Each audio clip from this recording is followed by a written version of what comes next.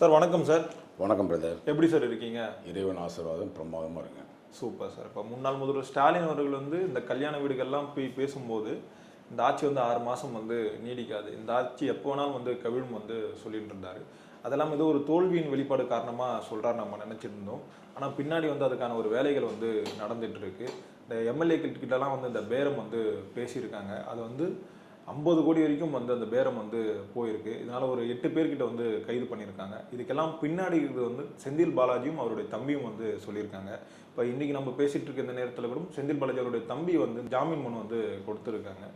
Overall இந்த விஷயத்தை எப்படி பார்க்குறீங்க சார்? இந்த குதிரை பேரம் என்பது கிட்டத்தட்ட பார்த்தீங்கன்னா இன்றைக்கி தமிழ்நாட்டில் பெருசாக பேசப்படக்கூடிய அளவுக்கு இந்த இயக்கம் வந்ததுக்கு அப்புறம் தான் பெருசாக இருந்துச்சு. நம்ம மற்ற மாநிலங்களில் பார்த்துருக்கோம். ஹரியானா மற்ற பல மாநிலங்களில் நம்ம சம்பவம் இந்த மாதிரி இன்சிடென்ட் நிறைய நடந்திருக்கு.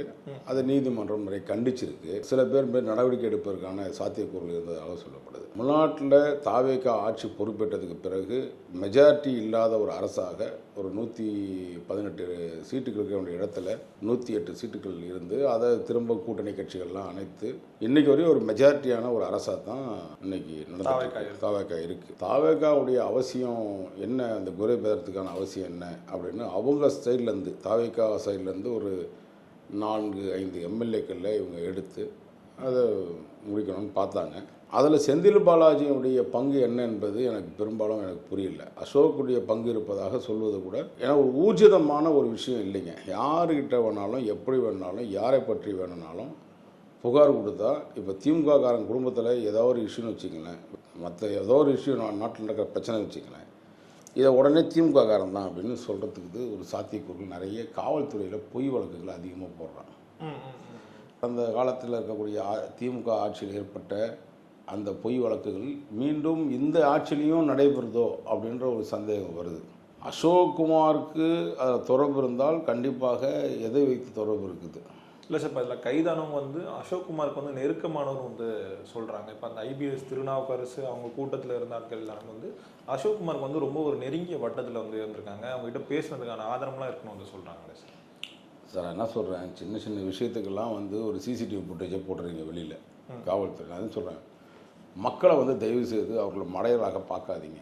வெளிப்படையாக ஒரு தன்மையை நடத்தக்கூடிய ஒரு அரசு இது போன்ற சம்பவம் நடந்திருக்கு, ஆடியோ ரெக்கார்டிங் இருக்குது, வீடியோ இருக்குது, இல்லைன்னா ஆவணங்களாக இருக்குது, இல்லை 2 பேரும் லொக்கேஷன் இந்த இடத்துல இருந்தாங்க, எவ்வளவோ சாத்தியக்கூறுகள் இன்றைக்கி ஒரு தப்பு பண்ணால் மாட்டிக்கிறதுக்கு ஈஸியான வழிமுறைகள் இந்த காவல்துறைகிட்ட அந்த எக்யூப்மெண்ட்ஸ் இருக்குது. நீங்கள் எங்கே இருக்கீங்க, எந்த சந்தில் இருக்கீங்க, எந்த பொந்தில் இருக்கீங்கனாலும் பிடிச்சி கரெக்டாக உட்கார வைக்கிற அந்த எக்யூப்மெண்ட்ஸ்லாம் இது போன்ற ஒரு சம்பவம் நடந்துகிட்ருக்குன்னு உங்கள் எம்எல்ஏ போய் புகார் கொடுக்குறாரு. புகாரினுடைய முறையில் நடவடிக்கைக்கு சம்மன் கொடுக்கலாம்.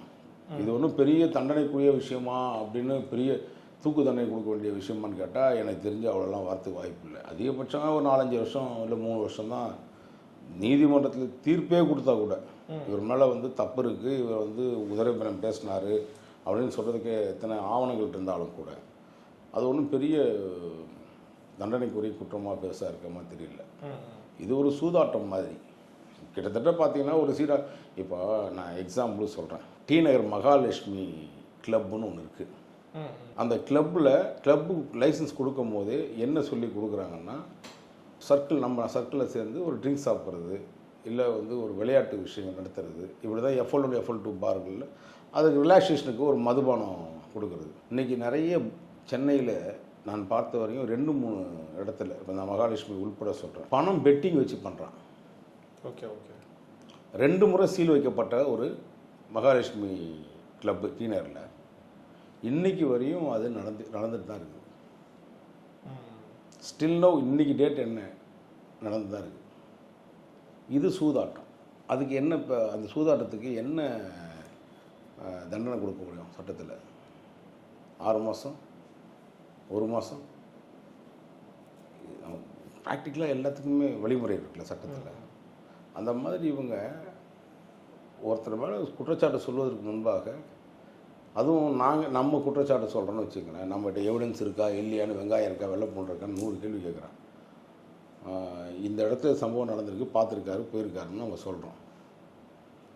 ஆனால் அது ஆவணங்களை கேட்குறேன். ஆவணம் எங்கேருந்து கொடுப்பீங்க? இப்போ நீங்கள் நானும் பேசுகிற விஷயத்தில் ஒவ்வொருத்தரும் வந்து செல்ஃபோனையும் வீடியோ வச்சுட்டா சுத்த முடியும்.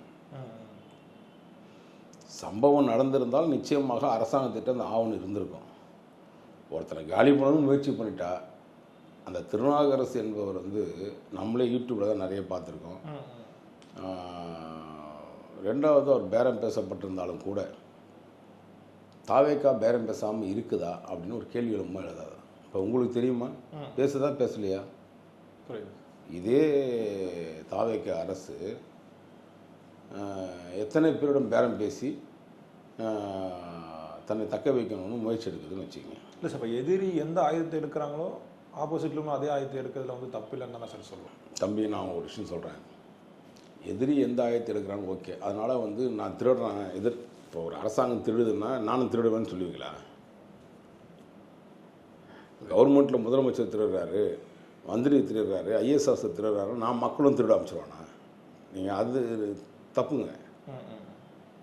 நீ சுட்டி காட்டணும், தப்பு செய்கிறானான்னு சொல்லணும். அவன் தப்பு செய்கிறான் என்னென்னா, அவன் வந்து குதிரை பேரம்னு அவன் சொல்கிறான்னா நீயும் குதிரை பேரம் பேசுகிற. நீயும் சும்மா இல்லை, அவனும் சும்மா இல்லை. இது அரசியல் சதுரங்கம்மா. இந்த அரசியல் சதுரங்கத்தில் யார் காயை ஏற்றி கொண்டு போய் வெற்றி பெறான், எப்படி வந்து ராஜா ராணியை எப்படி காலி பண்ணிட்டு அரசராகணும் தான் பார்க்குறான். நீங்கள் இந்த நேரத்தில் போயிட்டு இவருக்கு மட்டும்தான் சொல்லி நீங்கள் போயிட்டு அதிகாரம் இருக்கு, நீங்கள் வந்துட்டீங்க, இன்றைக்கி அவர் கைது பண்ணிட்டீங்க 3 பேர். அந்த அரெஸ்ட்டு முறையே ரொம்ப தவறான முறை தம்பி. யாராக கூட இருக்கட்டும், அவன் குற்றவாளியாக கூட இருக்கட்டும், அந்த கைதினுடைய முறை வந்து தவறான நடைமுறை. அது வந்து 24 மணி நேரம் ஒருத்தனை வந்து நாங்கள் குடும்பத்தில் இருக்கவங்களுக்கு இப்போ எந்த ஒரு தகவலும் சொல்லாமல் அவனை மறைச்சி வச்சு, இன்னும் தீவிரவாதியாக அவங்க தீவிரவாதியாங்க போட்டு கூட்டு போகிறதுக்கு. பொம்பளை கேஸில் கைதாகிறான், அவனுக்கு மூஞ்சில் தூக்கி போட்டு கூட்டு போகிறீங்க காவல்துறையில். எங்கேயாவது விவசாயத்துக்கு பேங்க்கில் கடன் வாங்கிட்டான்னா அவனை பேப்பர் போட்டு போஸ்ட் அடித்து ஒட்டி பேங்க்கில் இதை கடன் வாங்கிட்டான், லோன் வாங்கிட்டான், கட்டலைன்னு சொல்லி போஸ்ட் அடிக்கிறீங்க. இவன் நம்ம நாட்டுக்கு தேவையா விவசாயி? பொம்பளை வேலை பண்ணுறவன் தேவையா? சட்டங்களில் எல்லாத்துக்கும் விதிமுறைகள் இருந்தாலும் கூட சொல்லக்கூடிய அரசாங்கம் இப்போ காவல்துறை சொல்லக்கூடிய அந்த வழக்கு என்பது ஆதாரமற்றது அப்படின்னு தான் இதுவரையும் எனக்கு தெரிஞ்ச தகவல். இல்லை சார், இப்போ செந்தில் பாலாஜி அவர்கள் வந்து நம்ம பொதுவாகவே எடுத்துப்போமே, அது வந்து அதிமுக ஆட்சியாக இருக்கட்டும் இல்லை திமுக ஆட்சியாக இருக்கட்டும், அதில் வந்து ஒரு முக்கிய சக்தியாக வந்து செந்தில் பாலாஜி அவர்கள் தான் வந்து இருக்கார். ஒரு பக்கம் அவருடைய வளர்ச்சியாக பார்க்கப்பட்டாலும் இன்னொரு புறத்தில் வந்து அவர் வந்து எந்த கட்சி ஆட்சியில் இருக்காங்க அவங்களுக்கு வந்து நல்ல அந்த எல்லாரையும் பார்த்து அனுசரித்து போகிற அந்த யுக்தி வந்து அவருக்கு தெரியுதுன்னு வந்து சொல்கிறாங்க. எப்படி ஒருத்தரால் வந்து இந்த அளவுக்கு ஒரு வளர்ச்சி அடைய முடிஞ்சு சார்? எங்கேயோ ஒரு சம்பவம் நடக்குதுக்காக இது வந்து இவர் தான் இவரோட வளர்ச்சி இப்படி இருக்குது. இப்போ நீங்கள் வந்து ஒரு ஆங்கரு விட்டுட்டு உங்களுக்கு வேறு ஏதாவது தொழில் தெரிஞ்சதுக்கு வாய்ப்பு இருக்குது. அதெல்லாம் தாண்டி ஒரு இடத்துக்கு வரீங்க. ஒருத்தன் திறமையை வச்சியோ இல்லை வந்து அவனுடைய திறமை இல்லாததை வச்சோ ஒரு முடிவு பண்ணி இவன் தான்றது ஒரு முத்திரை குத்தக்கூடாது பிரதர். ப்ராக்டிக்கலாக நீங்கள் திங்க் பண்ணணும். இந்த பிரச்சனையில் அவர் தலையிட்டிருக்காருன்னு சொன்னால் ஏதாவது ஒரு எவிடன்ஸ், குறிப்பாக அதுதானுங்க முக்கியம். இப்போ நாங்கள் ஒருத்தரை பற்றி குற்றச்சாட்டு சொல்கிறேன். அந்த குற்றச்சாட்டு இப்போ நான் சென்னை மாநகர காவல் ஆணையர் அந்த அருணும்ல நான் வந்து குற்றச்சாட்டு சொல்கிறேன். என்ன சொன்னேன்? கடந்த முறை வந்து அவர் இருந்த காலகட்டத்தில் ஆவடி கமிஷனாக இருக்கும்போது லேண்ட் கிராஃபிக்கில் வச்சு காவல்துறை வச்சு வேலை பார்க்குறாரு. அடுத்ததாக வந்து தன்னுடைய கேர்ள் ஃப்ரெண்டுக்கு இடம் வாங்கி கொடுத்துருக்காரு, ஜிம்மு வச்சு கொடுத்துருக்காரு. எல்லாத்துக்கும் ஃபோட்டோவும் டாக்குமெண்ட்டும் போட்டிருக்கோம். என்னுடைய இன்ன வரையும் சோஷியல் மீடியாவில் அது இருக்குது. ஓகேங்களா? நான் ஒவ்வொரு முறையும் சொல்ல முடியாது. என்ன நடவடிக்கை எடுத்தீங்க அவர் மேலே? என்ன நடவடிக்கை எடுத்தீங்கன்னு ஒரு கேள்வி. நீங்கள் புதிய ஆட்சி சார், நீங்கள் தீய சக்தி கிடையாது சார், தூய்மையான சக்தி சார். உங்கள்கிட்ட போய் ஒரு தீமையான சக்தி வந்து உட்காந்துக்கிட்டு அதுவும் முக்கியமான பொறுப்பு போட அவங்ககிட்ட கொடுக்குறீங்களே. நீங்கள் எத்தனை பேர் குடும்பத்தை கெடுக்கிறதுக்காக கிளம்பி வந்திருக்காங்க அருண்? பல பேர் குடும்பத்தை கெடுத்துருக்காங்க சார். அவங்களுக்கு குடும்பம் கிடையாது சார், அவங்க குடும்பம் கிடையாது, குட்டியும் கிடையாது, அவங்களுக்கு வேற ஒரு இது இருக்குது, புரியுதுங்களா? ஆனால் ஒருத்தன் பழி வாங்கணுன்ற நோக்கத்தில் அதிகாரம் கையில் இருக்கிறனால இவன் அட்ராசிட்டி பண்ணி அவனை அயோக்கியத்தனம் பண்ணிட்டு இருக்காங்கன்னா இவனை நீங்கள் இந்த அரசு எப்படி வந்து ஏற்றுக்க முடியும்? இவன் தமிழ்நாட்டில் ஏடிஜிபி லாண்ட் ஆர்டராக இருக்கும்போது ஊர் முழுக்க கொள்ள எல்லா இடத்துலையும் காசு இல்லாத அருண் காசு வாங்காத இடமே இல்லை. பிச்சைக்காரங்கிட்ட கூட கை நீட்டிட்டாங்க. அந்த மாதிரி ஒரு சூழ்நிலை உருவாக்கிட்டாங்க. ஒரு படத்தில் கவுண்டமணி படத்துலேயே ஏதோ ஒரு படத்தில் வந்துச்சு பாருங்கள். இன்ஸ்பெக்டர் சார் நேற்று பிரியாணி வாங்கி சாப்பிட்டீங்க, அர்ஜுன் பண்ணு நினைக்கிறேன், வடிவில் பிரியாணி வாங்கி சாப்பிட்டீங்களா சார்?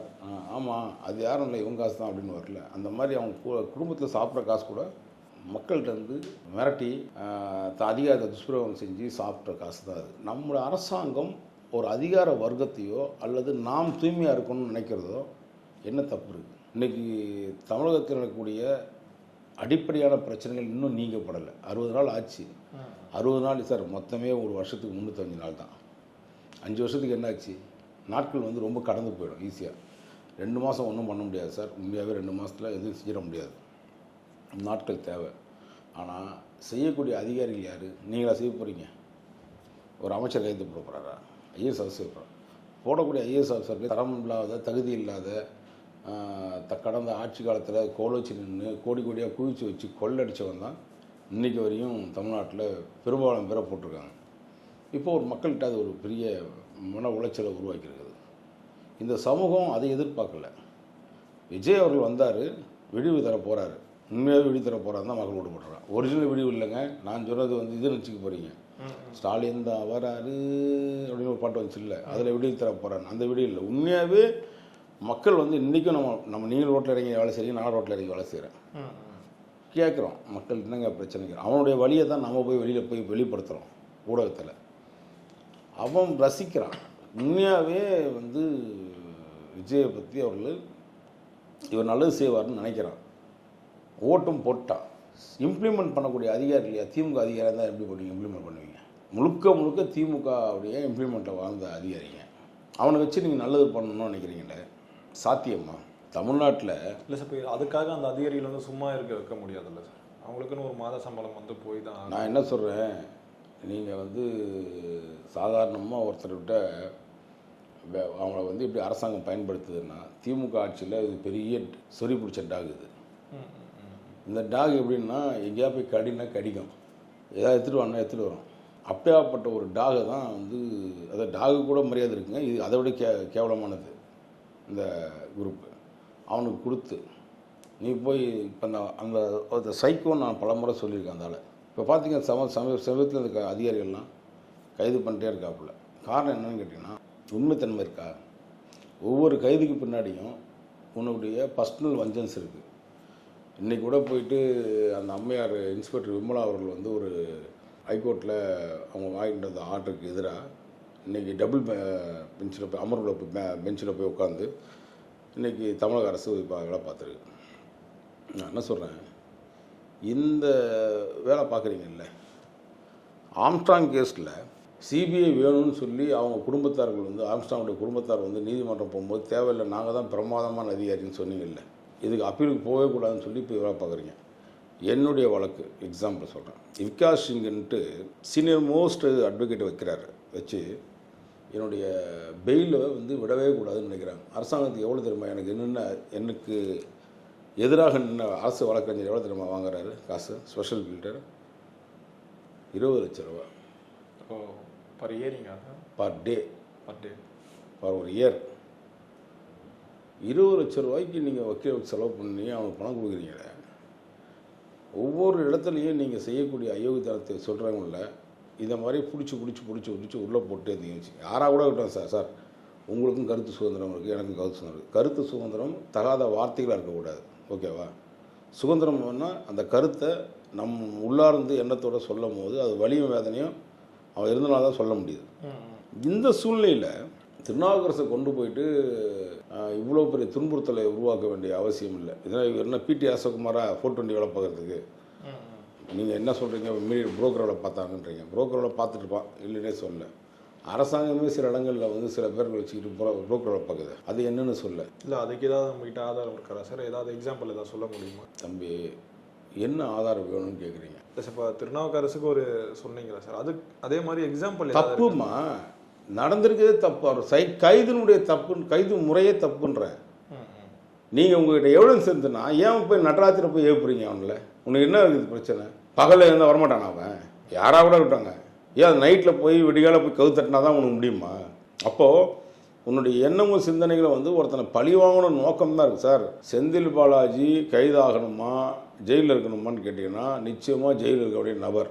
அப்படி பார்த்தா உங்கள் கூடவே இருக்கக்கூடிய செங்கோட்டையன் ஊழலால் பாதிக்கப்பட்டவர். ஓகேங்களா?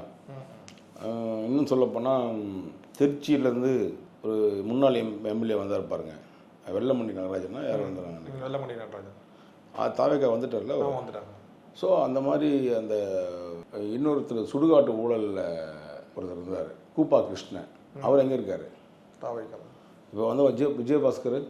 தாவேக்கா. விஜயபாஸ்கர் மீது எத்தனை குற்றச்சாட்டுகள், ஊர்ஜிதமான குற்றச்சாட்டுகள் இருக்குது. எம்ஆர் விஜயபாஸ்கர் டிரான்ஸ்போர்ட் மினிஸ்டர் ஏடிஎம்கில் அவர் என்ன பண்ணார்? அவர் மேலே குற்றச்சாட்டு இல்லையா? வழக்கு பதிவு பண்ணி வழக்கே இருக்குது நிலையில். இந்த மாதிரி எக்கச்சக்கமான எம்எல்ஏக்களுக்கு இந்த மாதிரி சட்டவிரோதமான செயல்பாடு வழக்குகள் இருக்குது. அரசியல் வழக்குகள் வேறு, இதெல்லாம் சீட்டிங் வழக்குங்க. ஓகே பண்ணுறது. இப்போது தொடர்ந்து இதை மாதிரி நீ தூய ஆட்சியை கொடுப்பதற்கு நீங்கள் முயற்சி எடுத்தாலும் கூட எதை வச்சு நீங்கள் தூய ஆட்சி கொடுப்பீங்கன்றதான கேள்வி எழும்ப மக்கள்கிட்ட. இவங்கள மேலே நீங்களே பேசியிருக்கீங்க. சம்மந்தப்பட்ட இப்போ வந்த முன்னாள் அமைச்சர்கள் மீது விஜய் அவர்களே குற்றச்சாட்டு நிறைய வச்சுருக்காரு இந்த அரசாங்கம். நான் அவர்களை அழைத்தே நீங்கள் திருப்பி கட்சி நடத்தணும்னு நினைக்கிறீங்கல்ல, அங்கே நீங்கள் ஃபெயிலியர் ஆகுறீங்க இல்லையா? சார் இன்றைக்கி ஓடும் சார் காலம். இவங்கெல்லாம் வியாபாரி. யார்? அரசியல் வியாபாரிகள். இவங்ககிட்ட வருவான், நாளைக்கு இன்னொரு ஆட்சி அமைச்சுன்னா உடனே அவங்ககிட்ட போயிடுவான். இந்த அரசியல் வியாபாரிகளை வைத்து தமிழக அரசு இந்த மாதிரியான ஒரு வேலைகளை பண்ணும்போது கெட்ட பேரை தான், அவ பேரை தான் உருவாக்கும். அதை பொறுத்திருந்து பார்ப்போம் சார் என்ன நடக்கும். நேரம் கொடுத்ததுக்கு ரொம்ப நன்றிகள் சார். நன்றி பிரதர், வணக்கம்.